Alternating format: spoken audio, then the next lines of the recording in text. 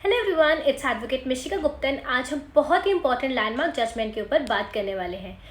इस केस में supreme court ने अरेस्ट और डिटेंशन से रिलेटेड कुछ गाइडलाइंस प्रोवाइड करी जिनका एम था कस्टोडियल वायलेंस को रोकना। इससे आप समझ रहे होंगे मैं किस केस के बारे में बात कर रही हूँ। Yes, DK Basu versus state of West Bengal 1997। उस समय कस्टोडियल डेथ और वायलेंस के केसेस दिन ब दिन बढ़ते जा रहे थे। प्रिजनर्स की सेफ्टी के लिए ये एक सीरियस कंसर्न बन गया था। सुप्रीम कोर्ट ने इस इश्यू को एड्रेस करते हुए हमें कुछ गाइडलाइंस प्रोवाइड करी। इस केस को स्टार्ट करते हैं इसके फैक्ट से। एक public interest litigation PIL NGO के द्वारा फाइल की गई।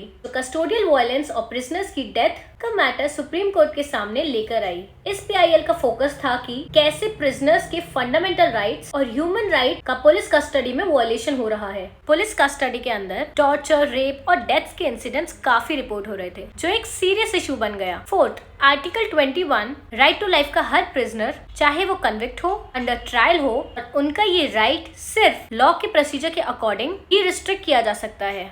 These were the facts of the case. अब हम इश्यूज की बात करते हैं, यहाँ पर क्या क्या इश्यूज रेज हुए। फर्स्ट इशू, क्या कस्टोडियल डेथ्स बढ़ रही हैं? सेकेंड, क्या कन्विक्ट्स के fundamental rights article 21 under violation हो रहा है? थर्ड, क्या अरेस्ट और डिटेंशन के लिए नई गाइडलाइंस की जरूरत है?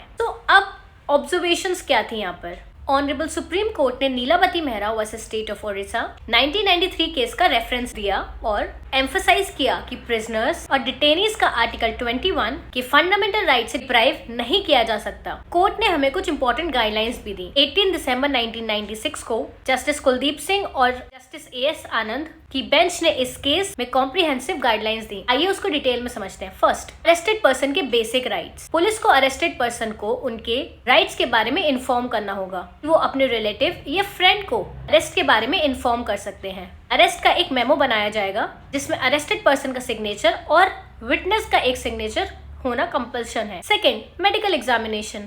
अरेस्टेड व्यक्ति को हर एक 48 आवर्स में एक ट्रेन डॉक्टर के द्वारा मेडिकल एग्जामिनेशन कराना होगा। Third, police diary maintenance. अब इसमें पुलिस की जो डायरी होती है उस पर काफी जोर दिया गया। अरेस्ट के बारे में पुलिस को पुलिस डायरी में सारी डिटेल्स रिकॉर्ड करनी होंगी, जैसे अरेस्ट का टाइम, डेट, प्लेस और reason. Fourth, access to legal council. Arrested person को इंटेरोगेशन के दौरान अपने लॉयर से मिलने का हक है, लेकिन पूरे इंटेरोगेशन के दौरान नहीं। फिफ्थ, इसमें जुडिशियल मैजिस्ट्रेट के रोल को भी लाया गया। अरेस्ट का मेमो तुरंत एक जुडिशियल मैजिस्ट्रेट को भी भेजना होगा। Sixth, identification of police officers. जो भी पुलिस ऑफिसर अरेस्ट करने आएंगे उनका क्लियर आइडेंटिफिकेशन होगा। क्लियर एक वो बैच पहनेंगे जिसमें उनका नेम और डेजिग्नेशन लिखा होगा। Seventh, accountability. अगर इन गाइडलाइंस को फॉलो नहीं किया गया तो कंसर्न ऑफिशियल्स के अगेंस्ट डिपार्टमेंटल एक्शन लिया जाएगा और उन्हें कंटेम्प्ट ऑफ कोर्ट के लिए पनिश किया जा सकता है। इस जजमेंट ने कस्टोडियल राइट्स को प्रोटेक्ट करते हुए पुलिस के एक्शंस को अकाउंटेबल बनाया।